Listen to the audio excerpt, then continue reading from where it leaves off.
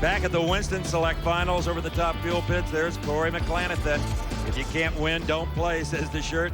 And there's a rather pensive crew chief, Lee Beard. What is he thinking about? Maybe hoping he'll be on the NHRA Now hotline. I got a quick word about that, presented by Castrol GTX. It's a 24-hour drag racing information line with the latest info on your favorite drivers and events. You just call 1-900-468-NHRA. Easy to remember. Under 18, ask your parents. Charges will appear on your phone bill. The burnout's underway in Pro Stock semi-final round action, and in the far lane, that is the Dynagear Oldsmobile Cutlass of Steve Schmidt. He and his partner Dale Ike have built themselves an empire building, selling, and leasing engines to other Pro Stock racers. Here in the latter part of the season, it has been that practically half the field has been made up of Schmidt and Ike engines. One that I can guarantee you is not a Schmidt and Ike motor is the 500 cubic inch B1 bomber that is under the hood of Darrell Alderman's Winston Champion Avenger. I tell you, I think that Mr. Schmidt could be in trouble here because Darrell Alderman has no more title pressure on him. He can relax, he can drive like the professional that he is. Schmidt, let's remember, in the earlier round, won on a huge hole shot. Alderman knows that. Even the muscles are more relaxed in his face from the last time we looked at this cockpit camera. The rules call for an engine to displace no more than 500 cubic inches. They can use two giant 4-barrel carburetors, the Holly Dominators, the carburetor of choice. They run on racing gasoline. They are highly sophisticated race cars with definitely modern-day suspension techniques, both front and rear, and the bodies must maintain a configuration resembling the stock car. Schmidt took a long time to stage, but that didn't rattle Alderman. He's away first. He's got the advantage, and he is going to go to the final round with a 7:08 to a 7:14. Both drivers 194 miles an hour. Oh, Darrell, you are smooth. The next burnout's underway. The teammate of Alderman, Scott Geoffrion, is now up against the #1 qualifier. That's Warren Johnson and his GM Performance Parts Oldsmobile. But down at the far end of the racetrack, let's join Steve. Well, Darrell, unlike some Winston champs, you have a chance of really finishing the year off with a flourish. Yeah, but it looks like I really got my work cut out for me. Scott and Warren both are running real strong, so we'll just have to see what happens. So are you with a 7:08. Come on, Darrell, get excited. This is a drag race. You talk about the pressure being taken off. It shows right there in the interview with Darrell Alderman. Thought it was Forrest Gump for a minute when the interview was over.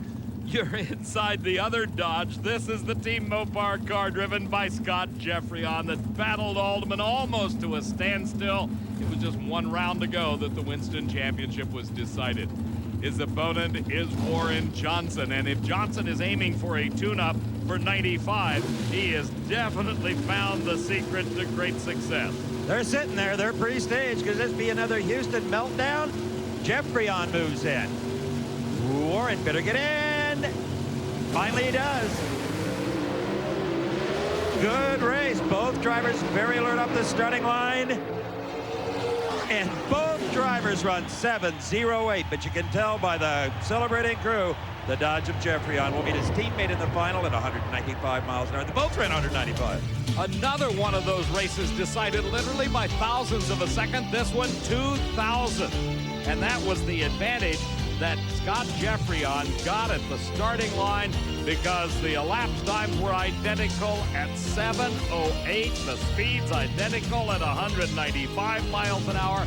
Inches separated the two at the finish line as Geoffrion got there just ahead of Johnson. You got lane choice. You both ran 7:08. You're a little quicker on the thousands. I got lane choice? Man, I don't know. These guys in Wayne County, they're spoiling me and Darrell this year to finish 1 and 2 in the points and to do it here in Pomona in front of my family and a lot of hometown Mopar fans around here, as well as a lot of beach bums from Huntington Beach that come up here to watch this race. So try to leave on him, will you? Well, it's obvious that I got to do that. You know how on top of his game he is. And of course, we saw a bit earlier, the pressure being off of Alderman may affect his reaction time a bit in the final. We'll have to wait just a bit to find the answer to that question. Well, there's one young lady that still doesn't have the answer to her question. Will she leave here with a national record and $50,000? She may have gone out round one, but Cal State Fullerton graduate Shelly Anderson still being mobbed by her fans. Great gal. The intense concentration showing on the face of Dale Armstrong, the crew chief for the Budweiser King, Kenny Bernstein, as we are ready for the semifinal round of Top Fuel Eliminator at the Winston Select Finals here at the Fairplex in Pomona. One thing Armstrong's got to worry about. Has he been able to solve the problem of losing traction off the starting line? Bernstein won a squeaker in 1 round to go. That's right, he smoked the tires, giving lane choice to Connie Coletta. Bernstein has one thing in his corner, and that's top speed of the event, 307 miles an hour. That tells him they're making a lot of horsepower. For Connie Coletta, this will be his last race with crew chief Tim Richards. He's going to the Etchel's funny car. Dale Armstrong ain't going anywhere on that Bernstein camp. He's at Bernstein's will. Look at the glare on the racetrack. That view from the onboard camera right beside Kenny Bernstein's head gives you an idea of what it is like to sit in the cockpit of one of these cars and look out at a racetrack as the sun is setting in the west. It really magnifies the glare coming up off the asphalt racing surface. And there is Kim LaHaye backing up Connie Coletta. She too will go to that Etchel's funny car. Dave Settles will take over the reins of this Top Fuel car next year. Settles, of course, has been the crew chief all season long for Tommy Johnson Jr. There again, just a sample of the glare facing Kenny Bernstein. For Armstrong, this is going to be a big question mark, as they were way too aggressive just 1 round to go with a loss of traction. They cannot afford to do it 2 rounds in a row. And there, in fact, is the camera bolted to the roll cage on the Budweiser King that took that shot a moment ago, showing you all the glare on the track. Well, the Budweiser King is in the same lane that gave him problems. There's Tim Richards, lame duck crew chief for Connie Coletta. Would like to win one more. It took him to the U.S. Nationals title. What a thrill that was for all of the chronologically challenged. Ooh, look at this. Bernstein right with him. Bernstein. Wow. Ladies and gentlemen, you just took a ride at 311 miles an hour. The biggest top speed in the history of the sport. And a great 477 elapsed time at 311.85 miles an hour. Easily outdistanced Connie Coletta and the crowd, showing their appreciation for some tremendous performance by the king of speed, Kenny Bernstein. What a run as the crew heads down track. They are thrilled, and look at Armstrong. You remember how intense he was before the run? Look at the smile on his face now, and we get to live it again through instant replay. Coletta fell behind at the very start and never came close to catching up as Bernstein put together the fastest run in drag racing history at 311 miles an hour, plus the old mark of 308 by Scott Coletta. Steve? In March of 1992, I got to tell Kenny Bernstein he ran 300. Today, I get to tell him he ran 311 miles an hour. Holy cow, Moses. I don't believe that one. That's about like a 300 in Gainesville. I don't know where it came from. Like we was telling the guys, after 5 days, we ought to figure out that right lane sooner or later, huh? But Coupled to a great elapsed time of 477. That's the important part. that's the most important part. Now, in the finals, besides that, I want to thank everybody, my crew, Dale Armstrong, Brooks, all the guys at Budweiser King for working so hard. Like I said, that lane's giving us fits. He needed that. I would think they have solved the lane problem. A 477 elapsed time indicates he can get there plenty quick as well.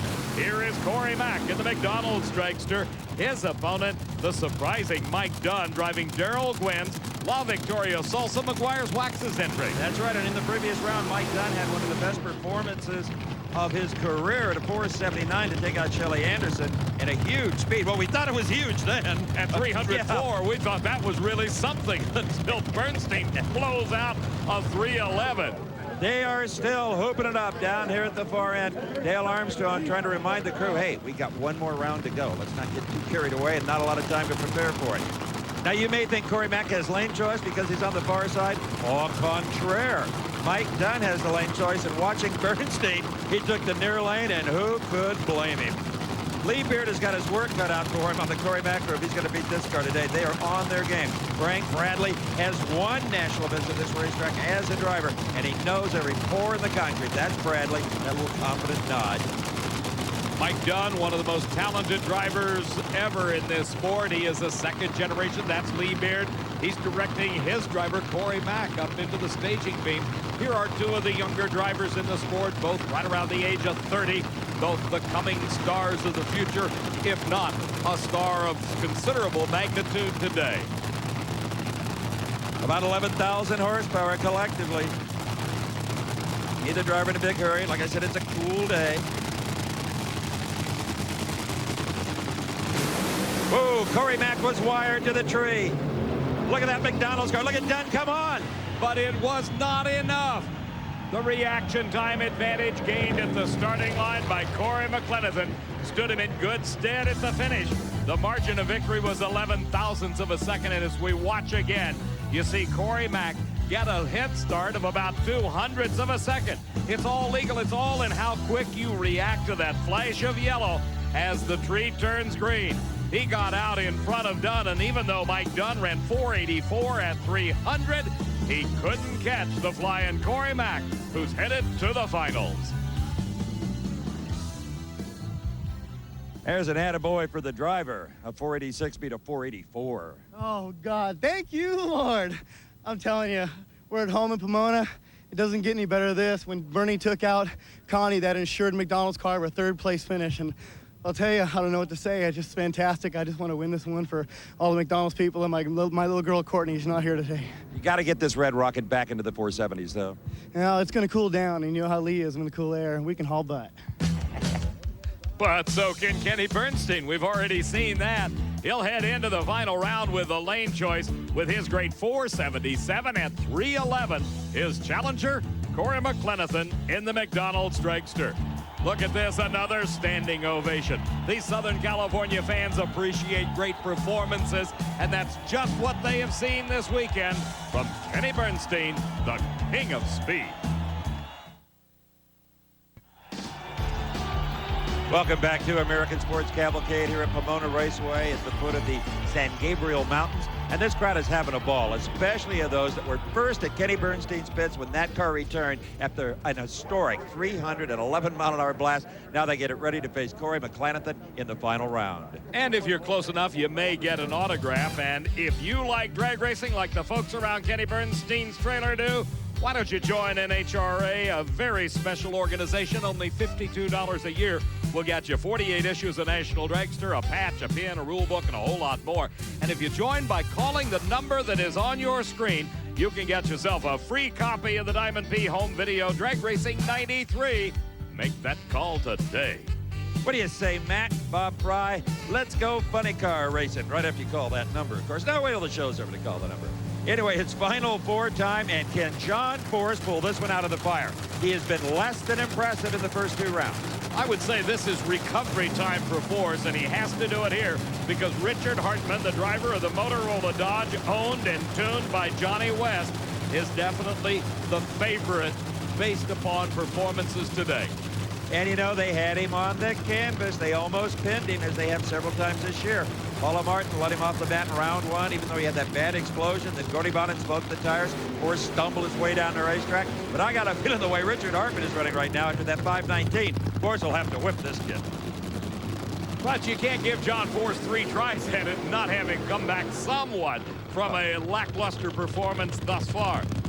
Here is Hartman and the Motorola Dodge out of Phoenix, Arizona. Hartman and his entire family as the beach ball routine gets underway and these massive grandstands here.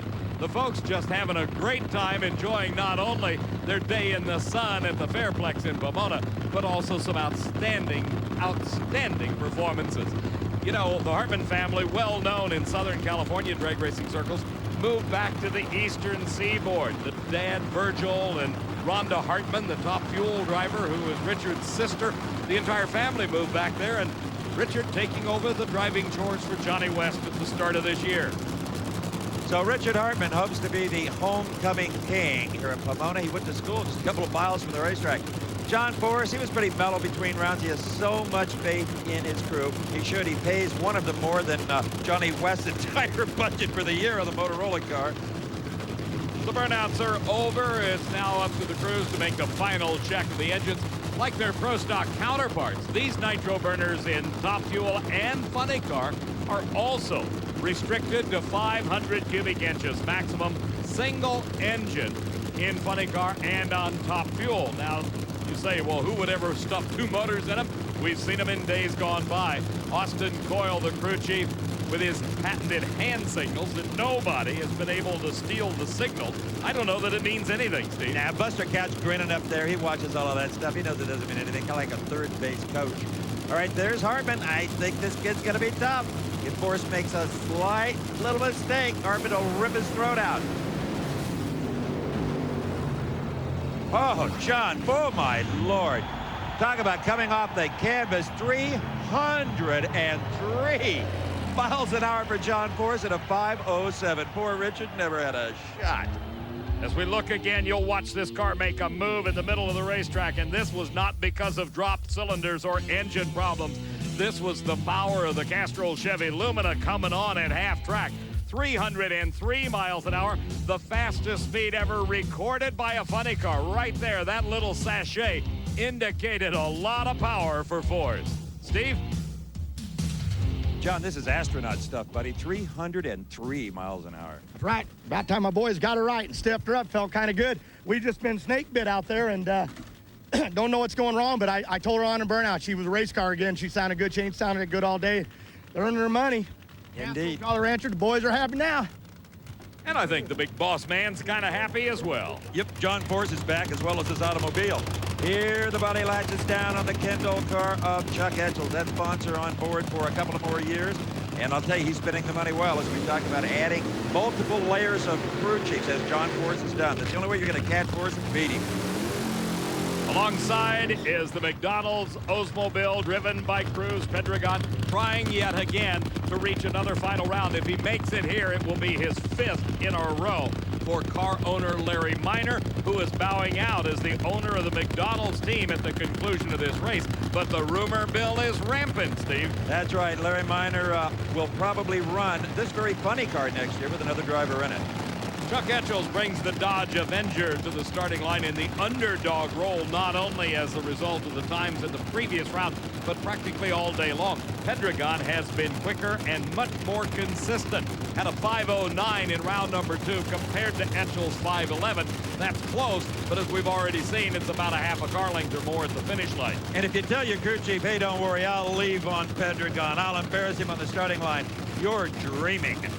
There's a reason this young man is a hired gun, a paid race car driver. He can drive, I believe, anything from midgets to sprinters to maybe a Winston Cup car. He just has it in his blood. Steve, a lot of people may have been a bit surprised at the performance of Bob Brandt as the crew chief. He'd been out of the sport for over a decade, came back as the crew chief on the Rochelle Splat Luxor Top Fuel Dragster for a bit, then moved over at mid-season to the minor team and has really shown his stuff. All right, this could be a good one. Winner goes to the final. Loser, leave the state. Oh, a fantastic lead by Pedregon. The best reaction time of the day in a funny car, and he didn't even need it. Etchels with huge problems. Pedregon, a fairly conservative 5:15 at a good speed, 295 miles an hour, but a 4.3 light. He may need an even quicker light because the resurging John Force has definitely found his stride. 303 miles an hour, the fastest speed ever by a funny car, carries him into the final round, has definitely the favorite over the cruiser. Cruz, you sat in this Oldsmobile and you watched John Force put that 303 mile an hour time on the scoreboard. Nobody has to tell you what you're up against. Yeah, Force is awful tough as usual, and but we've been in the final round here now. This is our 4th or 5th, I believe, straight, and 5 straight, and we've got a good shot at it. We've got good people here at the McDonald's camp. It's our last race with Minor. About 700 cars started the Winston Select Finals 4 days ago. Now we're down to 6, the professional finals. And first up into the water box is Pro Stock. Now you're not seeing double, it's Alderman and GEOFFRION. Alderman already crowned the Winston champ. Believe it or not, GEOFFRION at this point has won 2 more races this season than Alderman. But some early round losses and some races really crunched his hopes of a title. The lane choice here goes to GEOFFRION by how much? 0.02 of a second. You can kind of tell which car you're riding along with by the camera angles. that shot was in Darrell Alderman's car. The one looking out through the windshield is in Scott Geoffrion's Mopar Dodge Avenger. Identical cars out of the same team from Fairfield, Illinois, Wayne County Speed Shop, and they have been the talk of pro stock racing from mid-season on. Our congratulations to Mike Sullivan and Dave Hutchens, the dual crew chiefs on these cars, for a fabulous year. You hear the drivers compliment them all the time. Well, we'd like to do the same thing because they've made pro stock drag racing very, very exciting the last couple of years. The only Dodge cars in the entire category, and they're winners. Doesn't someone else think maybe they can do it? And for those folks who remember the days of dominance of Dodge and Plymouth in pro stock racing, those were the Hemi days. These are wedge motors, 500 cubic inch wedge engines under the Avenger hood. Both ran 708 in the semis. Let's sit back and enjoy this one. You're with Alderman. You can see Geoffrion right alongside. Who's it going to be? By inches, it is Darrell Alderman. What a classic, 709 to a 710. Gorgeous reaction times. Bob Fry? Hey, Dave, I don't know about you guys who are the drivers, but for us, that one was a lot of fun. We've had a wonderful year. These two guys have turned out to be the two best drivers in pro stock. I predicted that the first year, and they've made it come true. Just a magnificent run right there. He actually slowed to an 09. Yeah, we probably didn't have enough clutch in it for this real good area right now, and the track's cooled well. David Hutchens, the co-crew chief out of Wayne County Speed Shop. He was a great driver in competition and sportsman categories in years gone by. Now one of the talented wrenches on these two cars, along with his partner Mike Sullivan. Classic drag race. A very slight advantage at the starting line went to Darrell Alderman, and he also had a very slight advantage in performance by less than 100th of a second. That makes for great side-by-side racing that you saw earlier in the live shot as we tracked them down the racetrack side by side. A congratulatory hug from Scott Geoffrion to the new Winston champ, his teammate Darrell Alderman. Steve? Darrell, a 4-2 light in the final. That's what they call being on your game, but Well, you better be when you're against my teammate Scott Geoffrion, because you'll be looking at his tail end. you know, without going into the details, all the turmoil in your life, this has to be as special as the first two. I tell you, that McDonald's award, those people that voted for me, they'll never realize how much that means to me. And then winning the championship and winning the race here, it's just a dream come true.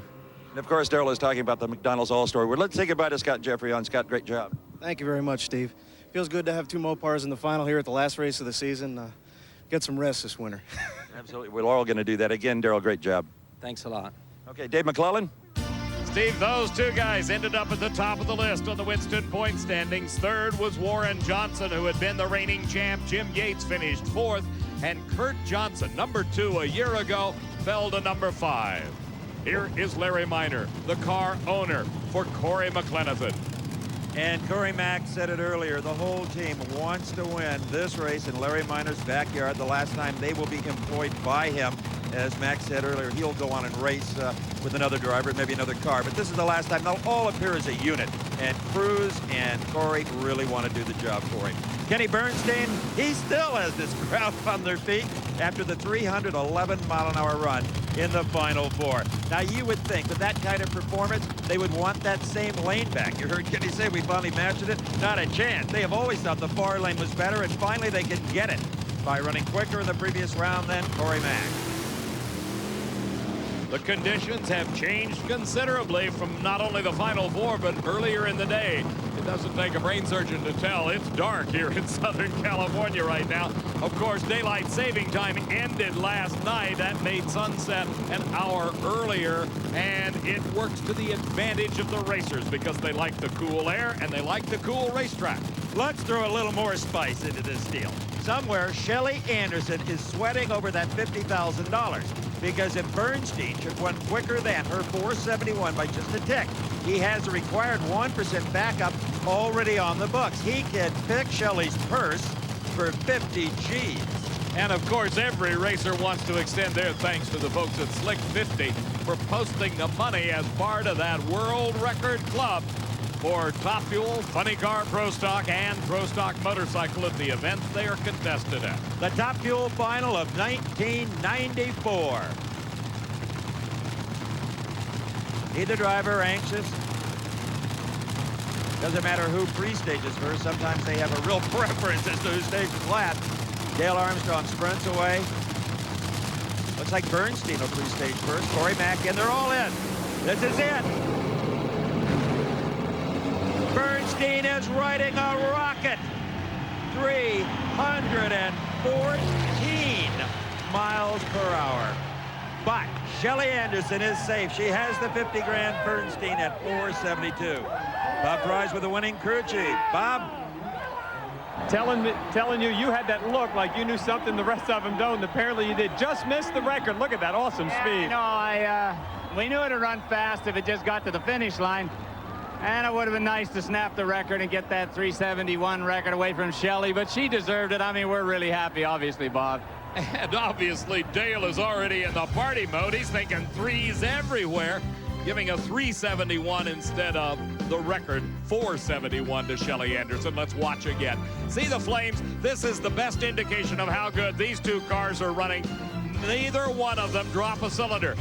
All 8 firing all the way down the racetrack, and that's what propelled Bernstein to the fastest speed ever, some 6 miles an hour faster than the previous part. Kenny Bernstein trying to get his hat off. He has no idea of what he has just accomplished. The hands are trembling just a little bit. Anybody's would. Kenny Bernstein, you love history, right? How about 314 miles an hour? Oh, man.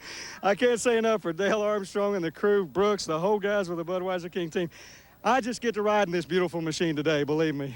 Now, as a businessman, you're not going to like this part. You just missed 50 grand, but you still ran a 472. Oh, we almost got the 50, didn't we? Sorry, Shelly, but she can sleep good tonight. She got the 50 grand.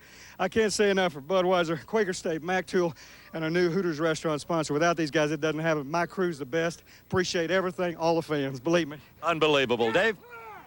Steve, we kind of lose track of the sight of a 479 at 297 in the losing effort by Corey McCLENATHAN, who finished 3rd behind Don Prudhomme in 2nd, Scott Coletta, the Winston champ, his dad Connie in 4th, and Joe Amato, the 5-time champion, ended up number 5. Well, the party time is well underway down in the shutdown area as Kenny Bernstein and crew celebrate their victory. The funny car's coming up next.